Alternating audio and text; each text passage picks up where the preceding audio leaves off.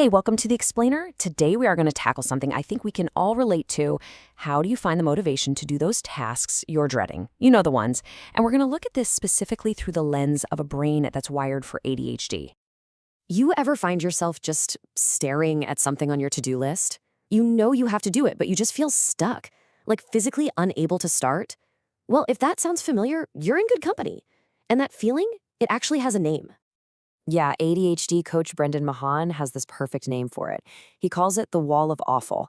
And I love that because it's not about being lazy, right? It's not a willpower problem. It's this very real emotional barrier that just pops up and makes starting feel absolutely impossible. So here's what we're going to do. First, we'll get into the why, like what's actually happening in the brain. Then we're diving straight into a whole toolkit of strategies. We're talking prepping your space, hacking the task, tricking your brain, all that good stuff. And we'll finish up with the one single most important step you can take to start, knocking down that wall. All right, first things first, let's get into the science of it all. Because to really tackle this, you gotta understand why motivation just hits different in an ADHD brain. So one way to think about it is that your brain has these two competing systems, right? You've got the automatic brain. This is the part that's all about impulse, emotion, and immediate rewards. It just wants to feel good, like right now. Then you've got the executive brain. This is your planner, your thinker. But getting it to turn on and override that automatic brain, that takes a ton of energy. And here's the thing. In the ADHD brain, that automatic system is usually the one with its hands on the steering wheel. This is what Dr. William Dodson calls an interest-based performance system.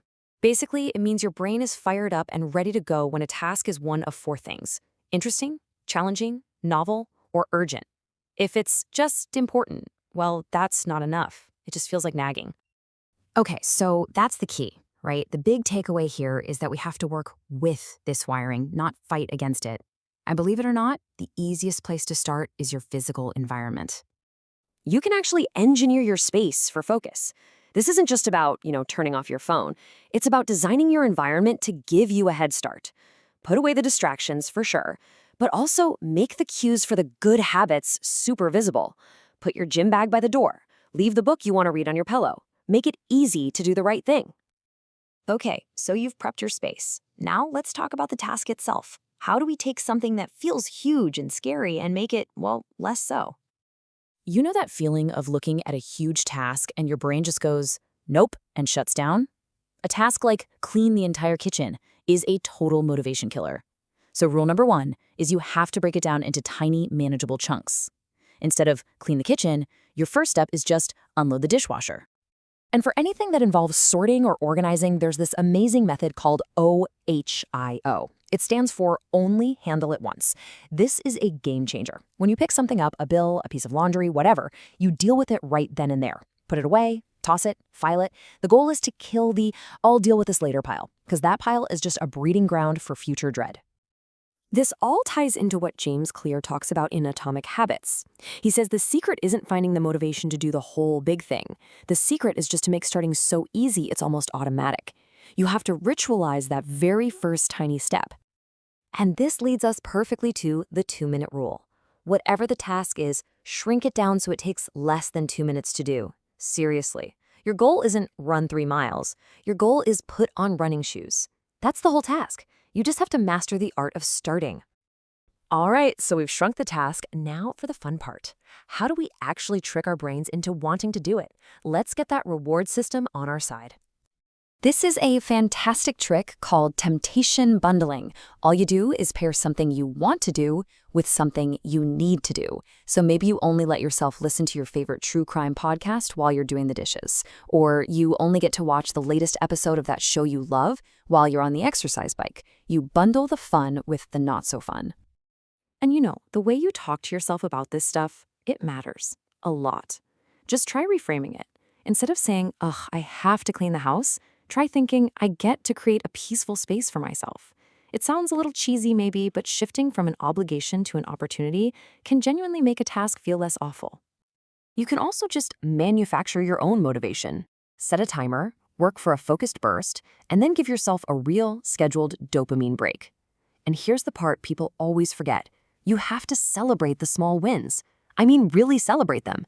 When you finish that tiny step, don't just move on. take a second and give yourself a mental high five. Feel that little rush of accomplishment. The more you do that, the more your brain learns, hey, doing this thing feels good. Okay, and for this last set of tips, it's so important to remember this. You are not in this alone. Building a support system isn't a sign of weakness. It's one of the smartest strategies you can have. Let's start with self-compassion. The research on this is clear. It has a massive impact. So often, the ADHD experience comes with the super harsh inner critic, right? The voice that calls you lazy or a failure. When you get stuck, you have to practice silencing that voice and treating yourself with the same kindness you'd give a friend who is struggling. Next up, get an accountability partner. This can be a total game changer. I mean, just telling another human being, hey, I'm going to do this thing by Friday, drastically increases the odds that you'll actually do it. They can check in, cheer you on, and give you that little nudge when you really need it. And it's so powerful to have someone who really gets it, someone who takes the time to learn how your brain works. I love this quote from Penn Holderness about his wife, Kim. He said it's like she learned to speak ADHD. When someone puts in that effort, it just gives you the space and the grace you need to mess up, get back up, and keep going. Whew, okay, we have covered a ton of ground here, right? From brain science to designing your space to all these little mind tricks. But it all comes down to one thing. The most important piece of this whole puzzle is what you do right now. So look at this. This number is your starting line. That's it. I want you to forget about cleaning the whole house or finishing the whole project.